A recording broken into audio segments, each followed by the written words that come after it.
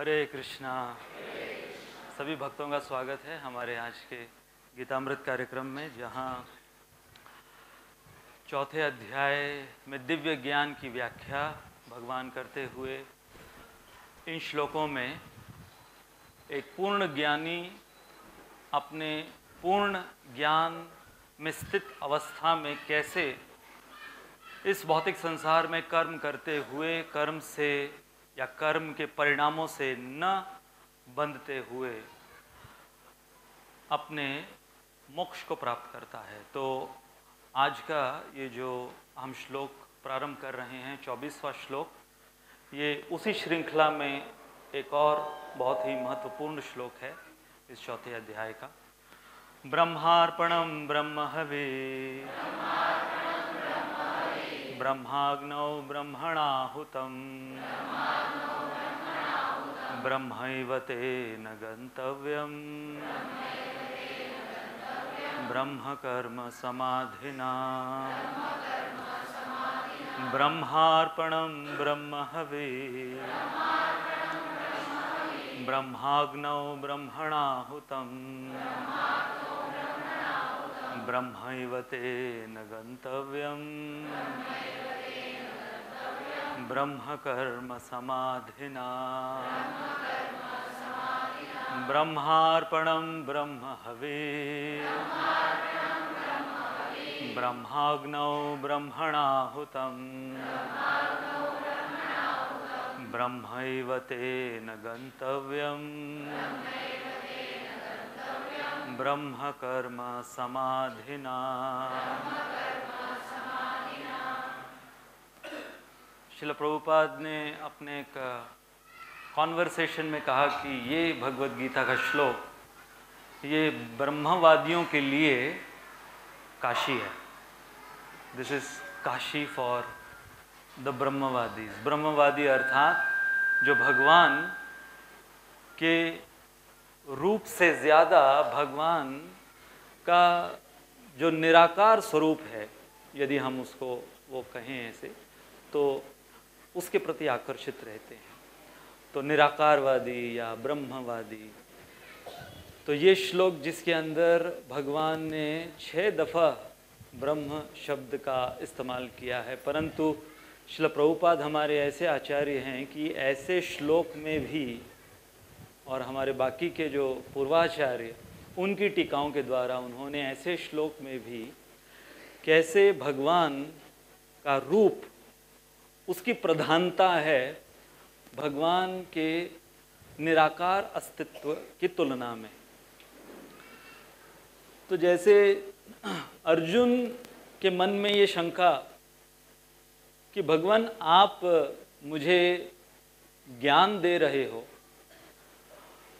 और ज्ञान के अनुसार जो ज्ञानी होते हैं वो किसी भी प्रकार के गर्हित कर्म, पाप कर्म इसमें नहीं लगते, क्योंकि उनकी विवेक बुद्धि बहुत तीक्ष्ण होती है।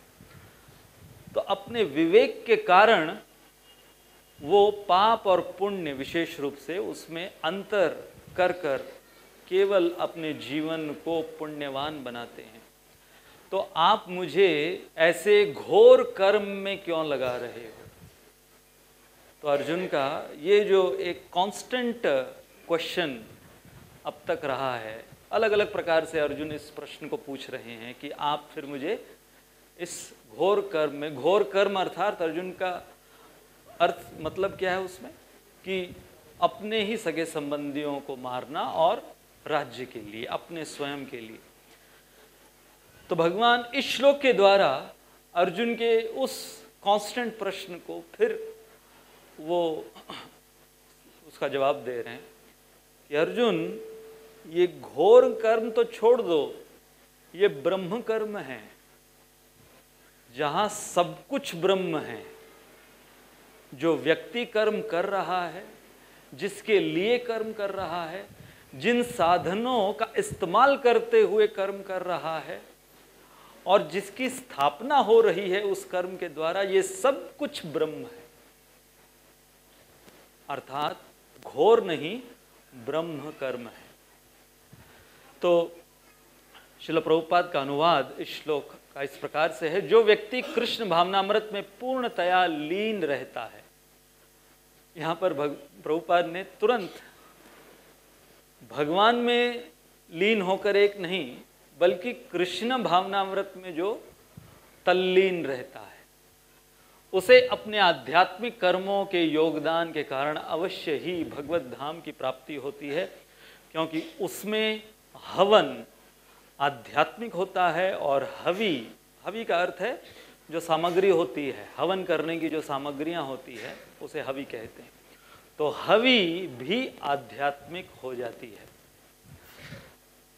तो यहाँ एक दृष्टिकोण से इस एक श्लोक में भगवान बता रहे हैं कि कृष्ण भावना भावित व्यक्ति, भगवान की पूर्ण भावना में जो स्थित है, वो व्यक्ति, उसे आध्यात्मिक संसार में भी जाने की जरूरत नहीं है। वो इस भौतिक संसार में वो आध्यात्मिक संसार का निर्माण कर सकता है। तो एक दृष्टिकोण से a pure devotee becomes creator of spiritual world within this material world। इस श्लोक के द्वारा इतनी शक्ति एक शुद्ध कृष्ण भावना भावित व्यक्ति में हो सकती है। तो इस श्लोक के संदर्भ में हमारे चर्चा के विषय इस प्रकार से रहेंगे। पिछले श्लोक से संबंध क्या है आज के श्लोक का? ब्रह्म, ब्रह्मार्पणम, ब्रह्म हवि, इन शब्दों की व्याख्या। तत्पश्चात जो और विशेष मुद्दा है, जीव ब्रह्म और पर ब्रह्म में अंतर, और ये सारे जो शब्द भगवान ने इस्तेमाल किए हैं ब्रह्म के संदर्भ में, ब्रह्माग्नौ, ब्रह्म गंतव्यम, ब्रह्म कर्म समाधिना, इन सब शब्दों की व्याख्या हमारे आचार्यों ने बहुत गहराई से दी है। तो पिछले श्लोक से संबंध क्या है? अब पिछले श्लोक में अर्जुन को भगवान ने समझाया कि कैसे एक पूर्ण ज्ञानी का हर एक कर्म यज्ञ कहलाता है। तो यदि कोई कर्म करने के पश्चात अपने कर्म को शुद्ध करने के लिए या अपने जीवन को शुद्ध करने के लिए कोई यज्ञ, हवन इत्यादि करता है, परंतु जो कृष्ण भावना भावित व्यक्ति है, जो पूर्ण ज्ञान में भगवान के पूर्ण आध्यात्मिक चेतना में स्थित है, उसका हर एक कर्म यज्ञ है। तो उदाहरण ये दिया हमारे आचार्यों ने कि जैसे कि नमक जब पानी में घोला जाता है, तो पानी में घोला गया नमक धीरे धीरे वो पूरा पानी नमकीन हो जाता है, और फिर आप उसमें से ये नहीं कह सकते हो कि यहाँ पर नमक है और यहाँ पर पानी है। उसे आप पानी कहोगे, परंतु नमकीन पानी कहो। तो इस प्रकार से व्यक्ति का कर्म और यज्ञ, ये दोनों का मिलन हो जाता है। तो इस उदाहरण को लेते अर्जुन के मन में एक और प्रश्न उठा कि कई बार धूप के वजह से वही जल जो नमकीन हो गया है, जिसके अंदर नमक घोला गया है, धूप के वजह से जब जल सूख जाता है तो क्या होता है? फिर नमक और वो जल अलग हो गया। तो धूप क्या है यहाँ पर? इस भौतिक प्रकृति का प्रभाव, इस भौतिक प्रकृति का प्रकोप। तो ये भौतिक प्रकृति जो कि धूप के समान, अर्जुन का ये प्रश्न, तो क्या ऐसा संभव है? ऐसा हो सकेगा? यदि हुआ तो इसलिए फिर भगवान आज के श्लोक में कह रहे हैं कि कृष्ण भावना भावित व्यक्ति के कर्म, न केवल कर्म बल्कि कर्म के साधन, कर्म की प्रक्रिया, कर्म के परिणाम एवं अंतिम गंतव्य स्थान, वो सभी ब्रह्म कहलाते हैं। तो क्यों भगवान ने ये ब्रह्म शब्द का इस्तेमाल किया है? क्योंकि अर्जुन की जो शंका कि धूप अर्थात माया के वजह से नमक जल से अलग हो गया, तो माया का विपरीत शब्द है ब्रह्म, जो कभी जिसका कुछ क्षीण नहीं होता, जो अक्षय है, जो अव्यय है, जो अच्युत है, वो है ब्रह्म। तो यहाँ पर इसलिए इतनी बार भगवान ने ब्रह्म शब्द का इस्तेमाल किया है, और हर एक यहाँ पर एक एक कर कर्म, कर्म के साधन, प्रक्रिया, परिणाम और अंतिम गंतव्य स्थान, ये सब कुछ उसके लिए ब्रह्म हो जाता है। तो सबसे पहले हम ये शब्द लेंगे ब्रह्म। तो हमारे शास्त्रों के अनुसार आज ये जो श्लोक है थोड़ा टेक्निकल है, तो थोड़ी सी दिमाग की कसरत होगी आप लोगों की, इसलिए तैयार रहिए थोड़ी दिमाग की कसरत के लिए। क्योंकि बिना किसी कारण भगवान ने इस प्रकार का श्लोक नहीं कहा है। भगवत गीता एक ऐसा ग्रंथ है जिसके अंदर भगवान सभियों को आकर्षित करना चाहते हैं। जो कर्मयोगी है, ऐसे ऐसे श्लोक हैं कि कर्मयोगी बस उसी को कोट करते हैं। हम भगवत गीता के फॉलोअर कैसे हैं? कर्मण्येवाधिकारस्ते, वो उनके लिए श्लोक। जो ज्ञानी हैं, जो निराकारवादी, निर्विशेषवादी हैं, उनके लिए ऐसे श्लोक भगवान इनको भी आकर्षित किए, वो भी बहुत ज़्यादा उत्साही हो जाते हैं जब ऐसे श्लोक आते हैं। परंतु हमारे वैष्णव आचार्य, उन्होंने इनके अंदर भी ऐसे ऐसे विश्लेषण देकर इन श्लोकों को, चाहे वो कर्मयोग के संदर्भ में श्लोक हो या ज्ञान योग या अष्टांग योग, किसी के भी संदर्भ में श्लोक हो, श्रील प्रभुपाद ने फाइनल वर्डिक्ट अपना हर एक श्लोक के तात्पर्य में दे दिया। Krishna is the supreme personality of God head, वो है परब्रह्म, और उनकी निस्वार्थ सेवा, ये है जीव ब्रह्म का स्वरूप। तो ब्रह्म के चार अर्थ। सबसे पहला, श्रीमद् भागवत के अनुसार ब्रह्मा जी, उनको ये जो नाम मिला वो भी ब्रह्म के आधार पर। इसलिए जो पहला श्लोक है श्रीमद् भागवत का, जो पहला श्लोक है जन्मादस्य यतः, उसके अंदर शुकदेव गोस्वामी कह रहे हैं आदि कवये मुह्यन्ति यत् सूरया, कि बड़े बड़े जो देवता हैं वो परम सत्य को समझ नहीं पाते, वो मुह्यन्ति, और शुरुआत है आदि कवि। तो आदि कवि ब्रह्मा जी को क्यों कहा गया है? ब्रह्मा जी को आदि कवि इसलिए कहा गया है क्योंकि ब्रह्म का एक और अर्थ है आध्यात्मिक दिव्य ज्ञान। तो आध्यात्मिक दिव्य ज्ञान जब ब्रह्मा जी को प्राप्त हुआ भगवान के द्वारा, तो ब्रह्मा जी का पूरा स्वरूप, उनकी पूरी चेतना, वो ब्रह्म हो गई।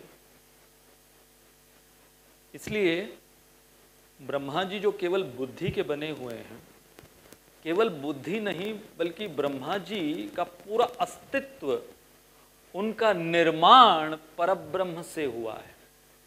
साधारण किसी गर्भ में जाकर ब्रह्मा जी उस प्रकार से उत्पन्न नहीं हुए। भगवान की नाभि से जो उत्पन्न हुए हैं, तो जो परब्रह्म से उत्पन्न हुए और परब्रह्म से जिन्होंने परम आध्यात्मिक ज्ञान प्राप्त किया, इसलिए उन्हें ब्रह्मा कहा गया है। तीसरा अर्थ ब्रह्म का, भगवान के दिव्य शरीर से निकली अव्यक्त ब्रह्म ज्योति। तो श्रील प्रभुपाद उदाहरण, सरल उदाहरण दिया करते थे, जैसे कि कोई बल्ब है, लाइट बल्ब से यहाँ पर आप देखो रोशनी फैली हुई है, तो जो रोशनी है वो अव्यक्त है, जिसका कोई ऐसा रूप नहीं दिख रहा, रोशनी के वजह से बहुत से रूप दिख रहे हैं, लेकिन रोशनी वो बल्ब का रूप दिख रहा है, लेकिन बल्ब से जो रोशनी है वो सर्वव्यापी है। तो उसी प्रकार से भगवान का जो शरीर है, उस शरीर से जो तेज, उसे ब्रह्म ज्योति जो कहते हैं, जो कि इस पूरे सृष्टि में व्याप्त है। तो सूर्य का प्रकाश और सूर्य के प्रकाश से चंद्र का प्रकाश। अब देखिए, यहां तक हमारे आध्यात्मिक विज्ञान के अनुसार भी यदि इलेक्ट्रिसिटी को भी हम लें कि अभी रात्रि में सूर्य का अस्त हो गया, अभी सूर्यास्त हो गया, परंतु फिर भी रात्रि में इलेक्ट्रिसिटी की वजह से हम रोशनी पैदा कर पा रहे हैं। परंतु वो इलेक्ट्रिसिटी पैदा कहाँ से होती है? फाइनली सूर्य के प्रकाश से। उन सब का एनालिसिस है वो सूर्य के प्रकाश से। तो चाहे वो विद्युत इलेक्ट्रिसिटी हो या डायरेक्टली सूर्य का प्रकाश हो, वो दोनों के स्रोत हैं भगवान की ब्रह्म ज्योति। और फिर चौथा अर्थ ब्रह्म का है, जो भगवान की शक्ति इस पूरे संसार में अव्यक्त रूप में व्याप्त है। जैसे उदाहरण दिया जाता है कि भारत सरकार, अब भारत सरकार का एक ऑफिस है, परंतु भारत सरकार वो पूरे भारत में व्याप्त है अपने शक्ति के द्वारा। तो आपका घर होगा और आपके नाम पर होगा, भारत सरकार के नाम का नहीं होगा वो आपका घर, आपके नाम, आपने पैसा दिया है, परंतु आपके घर में आपके नाम का घर, उसमें भी भारत सरकार की शक्ति मौजूद है। आप आपके ही घर के अंदर भारत सरकार के कानून को नहीं तोड़ सकते। तो क्या कह सकते हैं हम कि वहां पर भी व्याप्त है। तो उसी प्रकार से भगवान का कानून या प्रकृति के नियम या भगवान की शक्ति वो हर जगह पर व्याप्त है, अव्यक्त रूप से हर जगह पर व्याप्त है। तो इसलिए ब्रह्म को अव्यक्त कहा गया है। जैसे कि भगवद गीता में 8वें अध्याय में भगवान कहते हैं, अव्यक्तो अक्षर इत्युक्तस् तमाहु परमाम गतिम, कि जो ज्ञानी उस परम सत्य को अव्यक्त मानते हैं, वो है हर जीव की परम गति। अव्यक्तो अक्षर इति उक्तस्, जो इनको अव्यक्त कहते हैं। तो यहाँ पर ब्रह्म और अव्यक्त, इसकी अभी हम थोड़ी विशेष विस्तार में चर्चा करेंगे कि अव्यक्त जिसका व्यक्तिकरण नहीं दिख रहा, अनमैनिफेस्ट इंग्लिश में जिसको बोलते हैं। तो यदि ब्रह्म को अव्यक्त कहा गया है शास्त्रों में, यहाँ तक कि भगवद गीता में भगवान ने ये शब्द इस्तेमाल किया है, अव्यक्त। तो यदि उनको अव्यक्त कहा गया है, और अव्यक्त का अर्थ है कि जिसको आप अपने इंद्रियों से महसूस नहीं कर सकते, अपनी आंखों से जिसको आप देख नहीं सकते, वो है अव्यक्त। तो फिर क्या एक जीव के अंदर कभी वो क्षमता या योग्यता आएगी कि वो अव्यक्त का साक्षात्कार कर सके, या अव्यक्त की व्यक्ति या जिसको कहेंगे अभिव्यक्ति, हाँ सॉरी, अव्यक्त की अभिव्यक्ति का अनुभव कर सके?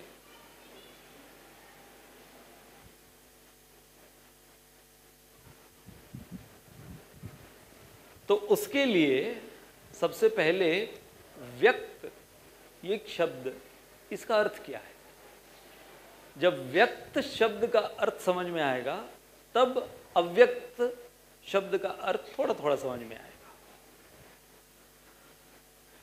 तो व्यक्त शब्द का अर्थ क्या है? उपनिषदों के अनुसार केनापि प्रकारेण व्यज्यते इति व्यक्त। समझ गए?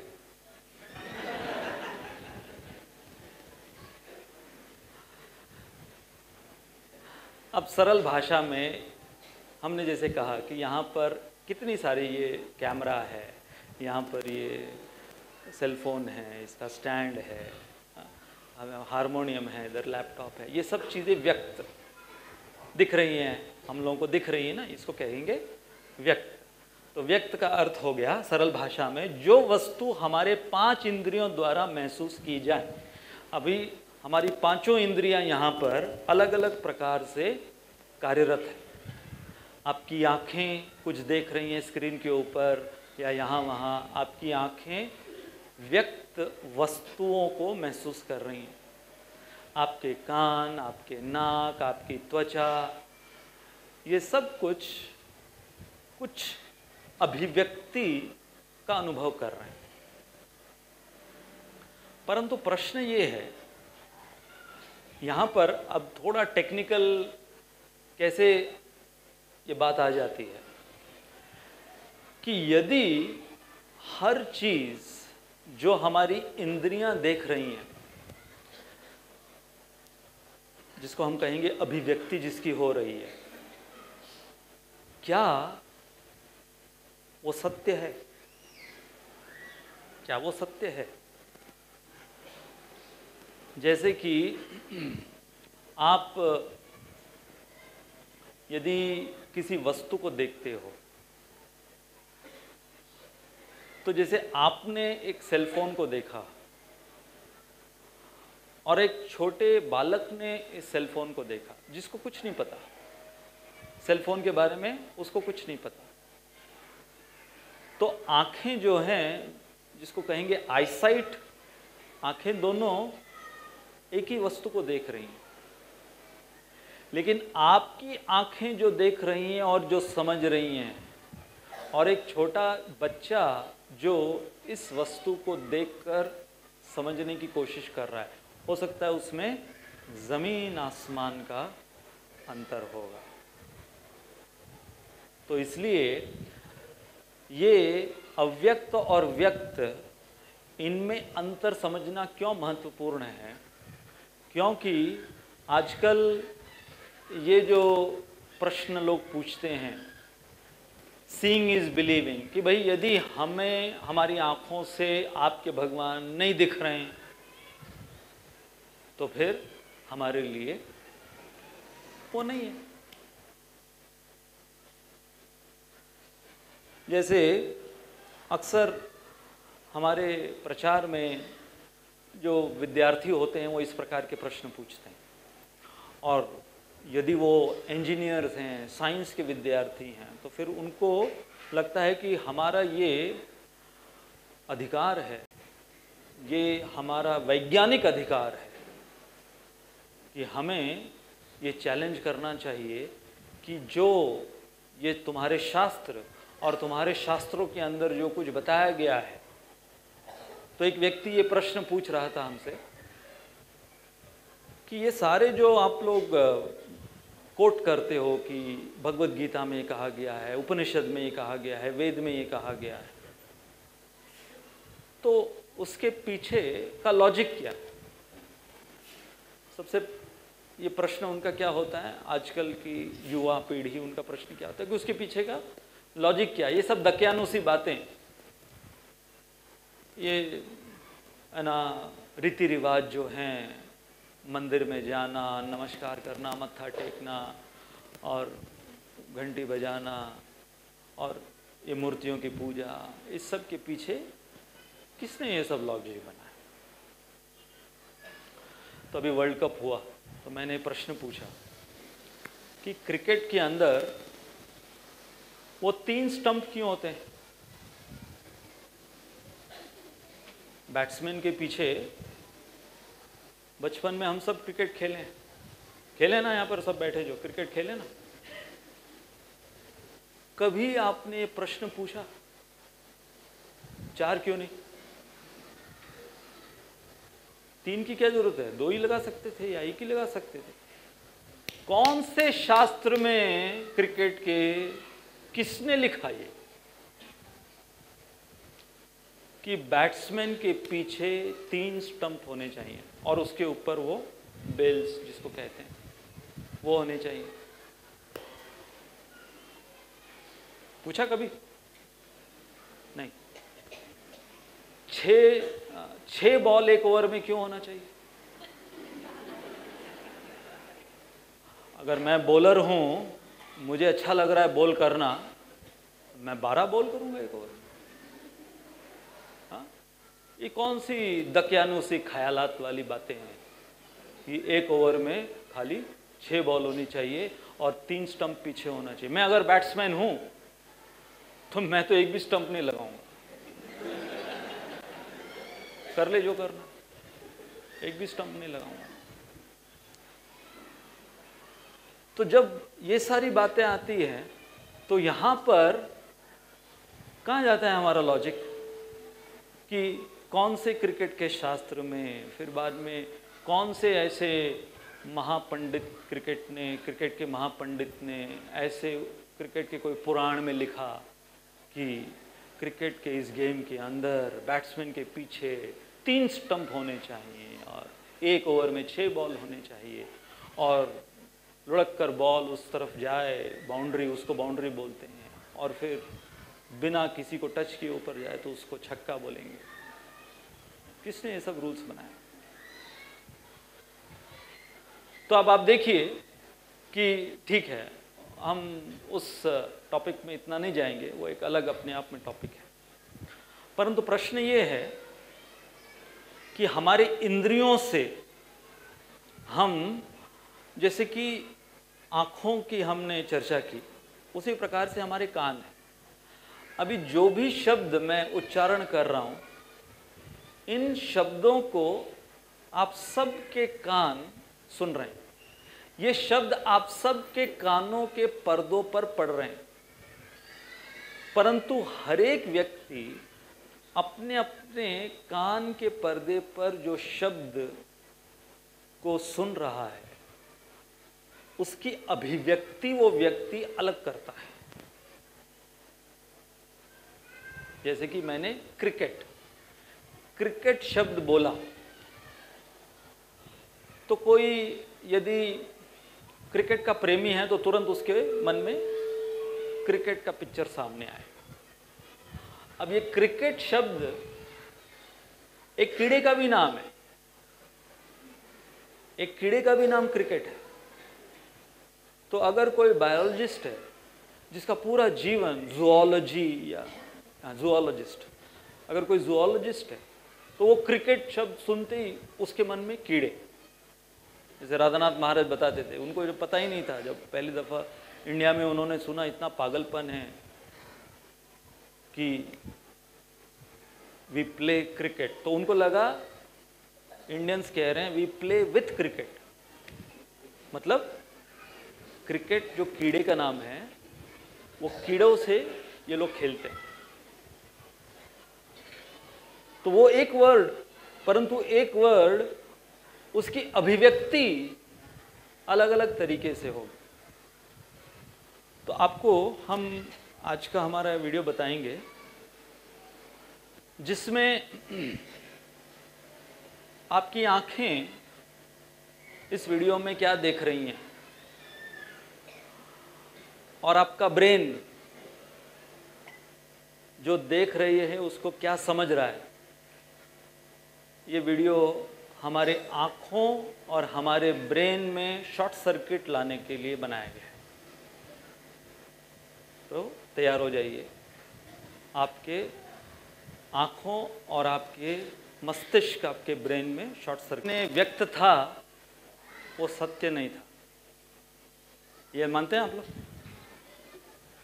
और कई बार जो सत्य होता है वो व्यक्त नहीं होता, जो व्यक्त था वो सत्य नहीं था, और जो सत्य है वो व्यक्त नहीं होता। इसलिए इस प्रकार के वीडियोस इसका एक स्कूल और एक कॉलेज है अमेरिका में, जहाँ पे इस प्रकार के वीडियोस बनाए जाते हैं, और उस इंस्टीट्यूट या उस कॉलेज का नाम है the American institute of illusion. American institute of illusion, जहाँ पर इस प्रकार के वीडियोस बनाए जाते हैं। तो अब हम शास्त्र पर आ जाते हैं।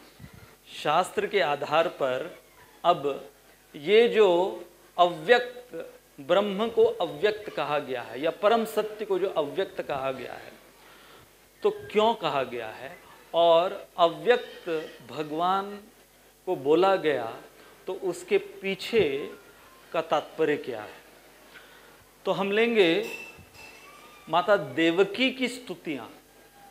दशम स्कंद में एक सुंदर श्लोक है जहाँ माता देवकी, अभी भगवान पैदा हुए हैं, और भगवान के पैदा होने के पश्चात जो अलग अलग देवता आके स्तुतियाँ किए, उसमें जब माता देवकी ने अपनी स्तुति अर्पित की, अब आप आश्चर्यचकित रह जाएंगे कि यहाँ पर जो एक बहुत साधारण सी एक माँ दिख रही है, भगवान की है, खैर साधारण तो नहीं हो सकती, परंतु जो भूमिका वो निभा रही हैं, लेकिन उन्होंने जो स्तुतियाँ अर्पित की, और उसमें से हम खाली एक श्लोक लेंगे जो इतना टेक्निकल श्लोक है, इसलिए ये चित्र आपको पहले दिखा रहे हैं कि वो इतना टेक्निकल श्लोक किसने बोला है। भगवान श्री कृष्ण की माँ ने बोला है ये श्लोक। तो फिर हम कल्पना भी नहीं कर सकते कि यदि भगवान की माँ वो इतनी बड़ी ज्ञानी हो सकती है, इतनी बड़ी विद्वान हो सकती है, तो फिर भगवान के क्या कहने। तो ये सुंदर श्लोक है। श्री देवकी उवाच रूपम यत्तत् प्राहुर अव्यक्तम आद्यम ब्रह्म ज्योतिर्निर्गुणम निर्विकारम सत्ता मात्रम निर्विशेषम निरीहम सत्वम साक्षात विष्णुर अध्यात्म दीपः। तो यहाँ पर इस श्लोक में ब्रह्म शब्द का भी इस्तेमाल हुआ है, अव्यक्त शब्द का भी इस्तेमाल हुआ है, निर्विकार, निर्विशेष, निरीहम, जितने सारे ये श्लोक, जितने सारे ये शब्द जो प्रभुपाद कहते थे कि निर्विशेषवादियों के बहुत फेवरेट शब्द हैं, ये सारे शब्द माता देवकी ने इस एक श्लोक में कहे हैं। तो बेसिकली इस श्लोक में माता देवकी कह रही हैं, ये उनकी स्तुति बताई गई, वो गुणगान कर रही हैं भगवान का। अभी सोचिए कि एक छोटा सा बालक, उनका खुद का शिशु पैदा हुआ है, तो एक माँ जब अपने छोटे से बालक को देखती है तो उसके मुंह से इतने टेक्निकल श्लोक निकलना, क्या निकलता है जनरली, मतलब बहुत ऐसी बातें जो जिसको कहेंगे कि हो सकता है कि बचकानी बातें निकलें, वो बच्चे को भी नहीं समझ में आई, ऐसी भाषा वो माँ बोलती है, या बच्चा वो ऐसे कुछ शब्द या ऐसे कुछ ध्वनि निकालेगी जो बच्चा केवल उसको सुनकर मुस्कुरा दे, बस उतना ही। तो इसलिए वो गुणगान कर रही हैं भगवान का। इसलिए आचार्य कहते हैं कि ये उनकी स्तुति है। स्तुति का अर्थ होता है कि जब कोई भगवान के वर्तमान गुणों का वर्णन करे, उसको बोलते हैं स्तुति। क्योंकि भगवान के गुण ऐसे हैं कि यदि आपने भगवान के अभी के वर्तमान के गुण का वर्णन किया, उसके अगले क्षण भगवान का वो गुण उसमें वृद्धि हो गई। जैसे मान लो कि यदि इस क्षण हम कहें कि भगवान के नयन कमल के समान सुंदर हैं, कमल नयन, तो उसी क्षण भगवान के नयन कमल से ज्यादा सुंदर हो गए। इसलिए स्तुति का अर्थ है केवल उस एग्जिस्टिंग क्वालिटी को आप वर्णित कर सकते हो। जैसे कि उदाहरण दिया गया है, कोई भी सही समय किसी को बता ही नहीं सकता।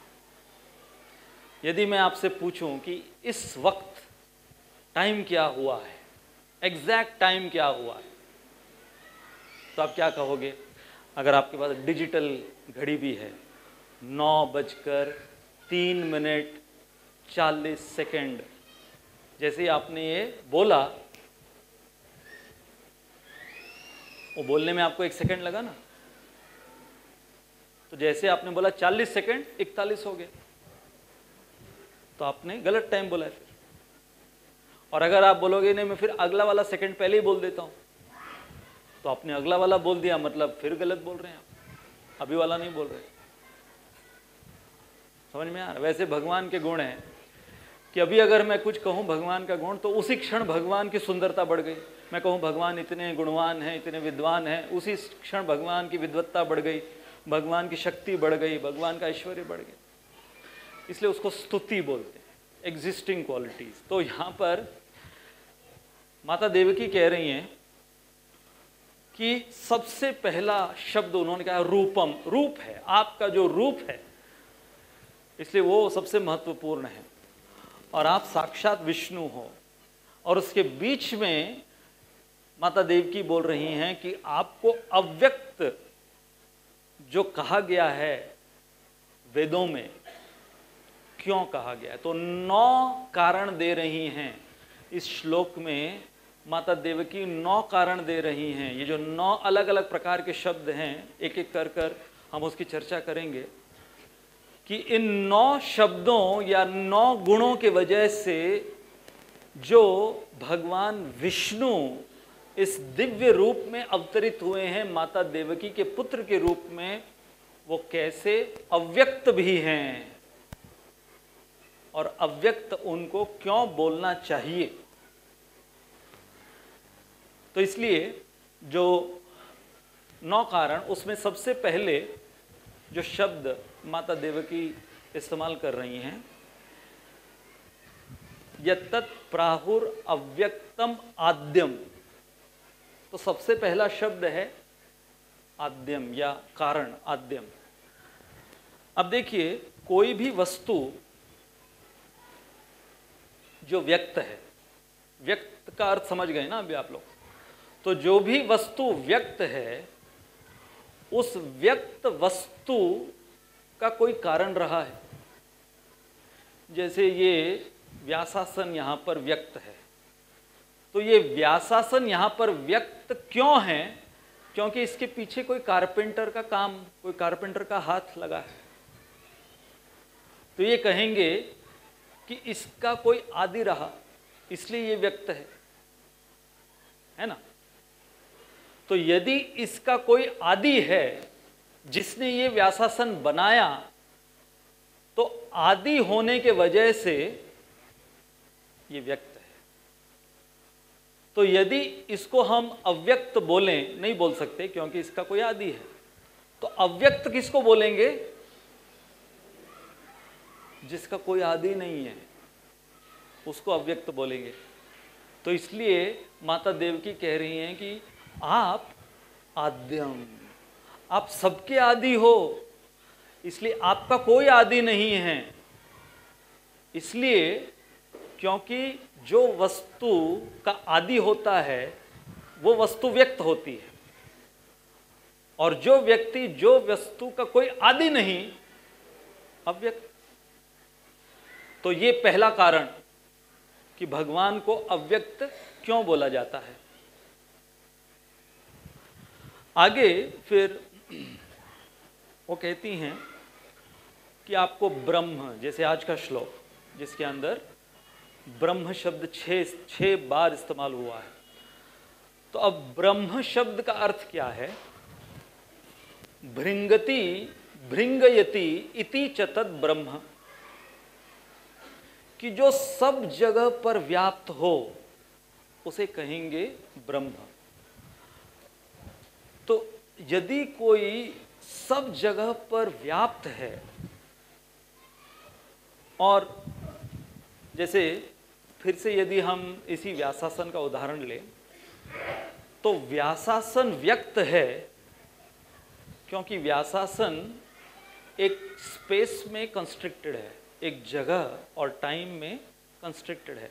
तो जो वस्तु टाइम और स्पेस के अधीन है वो वस्तु व्यक्त होती है, परंतु जो टाइम और स्पेस के अधीन नहीं, या टाइम और स्पेस जिसके अधीन है, वो क्या हो गया? अव्यक्त हो गया, जिसको कहेंगे ब्रह्म। तो अब प्रश्न ये उठता है कि यदि भगवान वो अव्यक्त हैं, और अव्यक्त का कारण क्योंकि वो ब्रह्म हैं, सब जगह पर वो व्याप्त हैं, फैले हुए हैं, तो फिर ऐसे ब्रह्म, ऐसे अव्यक्त माता देवकी के गर्भ में कैसे समाए? कैसे समाए माता देवकी के गर्भ में? तो बहुत सुंदर एनालिसिस इसका किया है हमारे आचार्यों ने। इसका एनालिसिस इस प्रकार से है, जैसे हमारा शरीर इस हॉल के अंदर है, हम सब के शरीर के अंदर हमारा मन है, और इस वक्त यदि हम सब हमारे मन में हिमालय पर्वत का ध्यान करें, तो हमने क्या किया? हम हिमालय पर्वत एक नहीं, यहां पर जितने आप लोग बैठे हो, कितने हिमालय पर्वत इस हॉल के अंदर आप ला सकते हो? जितने आप लोग 300-400 बैठे हैं, 300-400 हिमालय आ सकते हैं इस हॉल के अंदर। कैसे? मन के अंदर। अब देखो, मन जो है उससे सूक्ष्म है बुद्धि, बुद्धि से सूक्ष्म है अहंकार, अहंकार से सूक्ष्म है आत्मा, आत्मा से सूक्ष्म है परमात्मा, परमात्मा से सूक्ष्म है ब्रह्म, ब्रह्म से सूक्ष्म है भगवान। तो जो सबसे सूक्ष्म है, क्या वो देवकी के गर्भ में नहीं आ सकते? समझे? यदि हमारा मन जो कि सूक्ष्मता की लाइन में एकदम नीचे है, उस मन में हम इतना बड़ा पर्वत समा सकते हैं, तो क्या माता देवकी के गर्भ में जो अति सूक्ष्म भगवान हैं वो प्रवेश नहीं कर सकते? इसलिए ब्रह्म का अर्थ है जो अव्यक्त। अगला शब्द है ज्योति। फिर से इस व्यासासन को, इसकी अभिव्यक्ति को देखने के लिए हमें रोशनी की जरूरत है, कि बिना रोशनी के इसकी अभिव्यक्ति नहीं दिखेगी।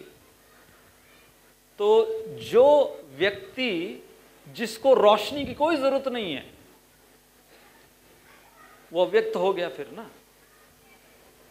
जैसे वृंदावन में जब भगवान माखन चोरी करने जाते थे, तो गोपियां शिकायत करने जब आती थी माता यशोदा के पास, तो गोपियां कहती थी कि अरे इसे कैसे पता चलता है कि हमने माखन कहाँ छिपाया है?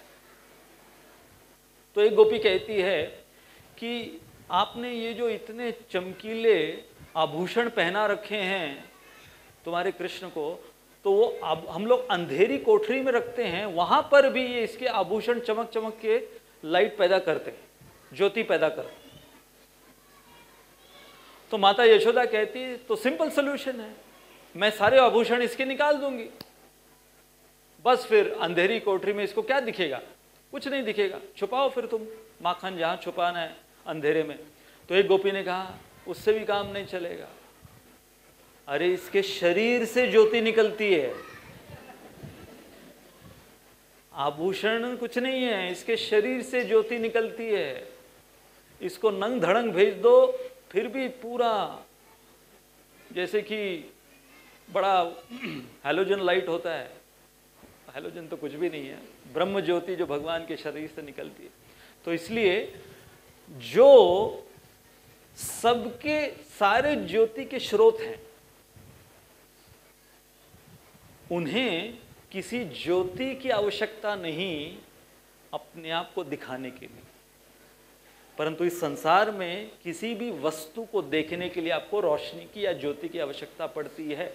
तो जो बिना ज्योति के या सारी ज्योतियों के जो स्रोत हैं वो हो गए अव्यक्त। अब किसी भी व्यक्त वस्तु की अभिव्यक्ति का एक और लक्षण होता है उसके गुण। उसके गुण, फिर से इस व्यासासन का कुछ गुण है, गुण धर्म है। परंतु जो सारे गुणों के अतीत हैं, सारे गुणों के परे हैं, तो क्या हो गए? फिर से अव्यक्त, विकार। अब फिर से व्यासासन का उदाहरण हम लेते हैं। तो ये व्यासासन किसी पेड़ की लकड़ी का विकार है। पेड़ की लकड़ी को काटा गया, उस लकड़ी को इस व्यासासन में परिणित किया गया, अर्थात उस लकड़ी में विकार पैदा किया गया, तब जाकर इस व्यासासन की अभिव्यक्ति हुई। परंतु भगवान के अंदर कोई विकार नहीं, इसलिए वो अव्यक्त हैं। तो यदि उनके अंदर कोई विकार नहीं तो उनके अंदर फिर कुछ सब्सटेंस है क्या, उनकी कोई सत्ता है क्या? इसलिए फिर आगे जो छठा कारण दे रही हैं माता देवकी, वो है सत्ता मात्रम, अर्थात he is the most substantial, जिनकी सत्ता वही एकमात्र इस पूरे संसार को नियोजित कर रही है। एक और गुण किसी भी वस्तु की अभिव्यक्ति का है उसके अंदर की विशेषता। जैसे पेड़ में से फूल भी आप ले सकते हो, फल भी ले सकते हो, उस पेड़ की लकड़ी भी ले सकते हो, वो उस विशेषता है उस पेड़ की। परंतु भगवान, और विशेषता के वजह से उसके अंदर अंतर दिखता है, परंतु भगवान वो स्वयं सबसे विशेष हैं और उनके अंदर से कोई अलग विशेषता नहीं कर सकता, इसलिए वो निर्विशेष हैं। किसी भी वस्तु को व्यक्त करने के लिए इच्छा होती है। जब तक किसी का कोई डिज़ायर नहीं, किसी ने डिज़ायर किया कि भाई ऐसा ये स्टैंड बनना चाहिए, ऐसा ये वीडियो कैमरा बनना चाहिए, किसी ने डिज़ायर किया, तो अभिव्यक्ति का एक और कारण क्या है? डिज़ायर किसी का। परंतु भगवान की अभिव्यक्ति के पीछे किसी का डिज़ायर नहीं है, उनका डिज़ायर है तब जाके तो पूरी सृष्टि बनती है। इसलिए निरीहम का अर्थ है one who is beyond anyone's desire, therefore he is अव्यक्त। और फाइनली किसी भी वस्तु की अभिव्यक्ति वो ज्ञान के वजह से होती है। यदि डिज़ायर भी हो कि ऐसा स्टैंड होना चाहिए, परंतु मेरे अंदर अगर ज्ञान नहीं है स्टैंड बनाने का, तो इसकी अभिव्यक्ति नहीं होगी। तो उसी प्रकार से जो किसी ज्ञान के द्वारा पैदा नहीं हुए, जो सारे ज्ञान के परे हैं, वो हो गए अव्यक्त। इसलिए माता देवकी यहाँ पर ये 9 कारण दे रही हैं। तो आप कल्पना भी नहीं कर सकते कि ये माता देवकी एक श्लोक बोली ही है ऐसा, जो कि हमारे आचार्यों ने अलग अलग तरीके से इनकी उत्प्रेक्षा कर कर टीका लिखी है। तो क्या स्टैंडर्ड है उनका। तो लोग अगर बोलें कि वैदिक आपकी संस्कृति में स्त्रियों को क्यों कम बुद्धि का बोला गया है, तो यहाँ पर ये एक श्लोक देखिए माता देवकी द्वारा बोला गया। बड़े बड़े जो पीएचडी स्कॉलर्स हैं, शॉर्ट सर्किट हो जाता है कि व्यक्ति अभिव्यक्ति, ये 9 कारण क्या मतलब है, विकार का, विशेष का, सारे अंदर के विकार पैदा हो जाते हैं। आगे अब भगवान बोल रहे हैं ब्रह्मार्पणम। अब ब्रह्म शब्द समझने के पश्चात अब आगे का शब्द समझना है कि ब्रह्मार्पणम। भगवान ने भगवत गीता के 9वें अध्याय में, मेरे ख्याल से 27वां श्लोक है, 9.27, यत् करोषि यद अश्नासि यद जुहोसि ददासि यत् तपस्यसि कौन्तेय तत् कुरुष्व मदर्पणम। तो भगवान ने उस श्लोक में मदर्पणम कहा और आज के श्लोक में ब्रह्मार्पणम कहा। तो हमारे आचार्य बोलते हैं कि ये दोनों में कोई अंतर नहीं है। तो यहाँ पर भगवान ये बताना चाह रहे हैं कि वो जिसको निर्विशेषवादी ब्रह्म बोलते हैं, वो मैं ही हूं। तो ये युद्ध तुम मेरे लिए लड़ रहे हो, मदर्पणम। तो ये दोनों इंटरचेंजेबल वर्ड्स हैं, मदर्पणम और ब्रह्मार्पणम। So Brahma here refers to person Krishna, just like 9.27 Krishna says, offer it to me, Madarpanam. Similarly, Brahmarpanam. तो ब्रह्मार्पणम इस शब्द का पूरा विस्तार से अर्थ ये, जीव ब्रह्म जब पर ब्रह्म को ब्रह्म की विधि से अपना सर्वस्व अर्पित करता है तो उसे ब्रह्मार्पणम कहते हैं। ब्रह्मांड पुराण में एक कथा है कि एक व्यक्ति, उसे एक स्त्री से प्रेम हो गया और वो रोज अपनी प्रियतमा से मिलने के लिए जाता और उसके मिलने के लिए उसे एक नदी पार करनी पड़ती थी। तो एक दिन बरसात के मौसम में वो नदी में बाढ़ आई हुई थी और ये अपने हाथ में एक गुलाब का फूल उसे अर्पित करने के लिए जा रहा था। तो अपने उस प्रेमावश में उसने ये नहीं देखा कि उस नदी में बाढ़ आई हुई है। पहले वो चल के जाया करता था, वैसे ही वो चलना शुरू किया। बाढ़ का पानी, वो नदी के बाढ़ का पानी वो बढ़ता गया बढ़ता गया बढ़ता गया और इसे फिर समझ में आया जब बीच में पहुंच गया कि अब वो डूबने वाला, उसको तैरना भी नहीं आता। तो जब स्थिति ये हो गई कि अब वो न पीछे जा सके, आगे जाए तो और गहरा और पानी उसको बहा कर ले जा रहा है, तो मरने की स्थिति में आ गया। तो जो फूल उसने अपनी प्रियतमा के लिए लिया था, उसने वो आकाश में फेंकते हुए कहा, ओम गोविंदाय अर्पणमस्तु। भगवान गोविंद को अर्पण कर दिया कि अब खत्म होने वाला हूं, मरने वाला हूं मैं, तो भगवान गोविंद को अर्पण कर देता हूं। तो मरा। तो अब हुआ क्या कि उसे यमदूत लेने आए यमराज के पास, चित्रगुप्त। उन्होंने उसका रिकॉर्ड खोला, रिकॉर्ड खोलकर देखा कि भाई इसने अपने जीवन में कोई पुण्य नहीं किया, ये सब फालतू के काम किए, तो इसको यहाँ वहाँ अलग अलग प्रकार से उसको भेजा जाएगा। लेकिन लास्ट में इसके पूरे रिकॉर्ड में, जीवन के कर्मों के रिकॉर्ड में लास्ट में इसने जो किया, क्या किया, एक गुलाब का फूल गोविंदा अर्पणमस्तु कर कर फेंका जो इसने, बोले उसके लिए इसको कुछ तो रिवॉर्ड मिलेगा। वो एक उसने बहुत सही काम किया। तो उसके लिए क्या, तो यहाँ पर उसके सामने अभी उसका ट्रायल चल रहा है। हाँ, कोर्ट कचहरी में उसका ट्रायल चल रहा है कि क्या किया जाए इसके साथ। तो फिर बोला गया कि ठीक है, उसने वो जो एक लास्ट में अच्छा काम किया, उसके लिए इसको स्वर्ग का द्वार दिखाओ खाली। तो यमदूत पकड़कर लेकर गए और स्वर्ग का द्वार दिखाने के लिए बस इसको बस कुछ सेकंड के लिए स्वर्ग का द्वार दिखा दो और खींच के वापस ले आना, फिर हम अच्छी से इसको नरक का दर्शन कराएंगे। तो वहाँ पर इसको जब पता चला कि मैंने वो एक फूल भगवान गोविंद को अर्पित किया था, तो मुझे 2 सेकंड के लिए 3 सेकंड के लिए स्वर्ग का द्वार देखने मिलने वाला है। तो स्वर्ग के द्वार पर बाहर वो पहरेदार खड़े हुए थे और स्वर्ग का द्वार, स्वर्ग, सब जगह पर उपवन और इतने सारे फूल, बागीचे बाहर सजे हुए।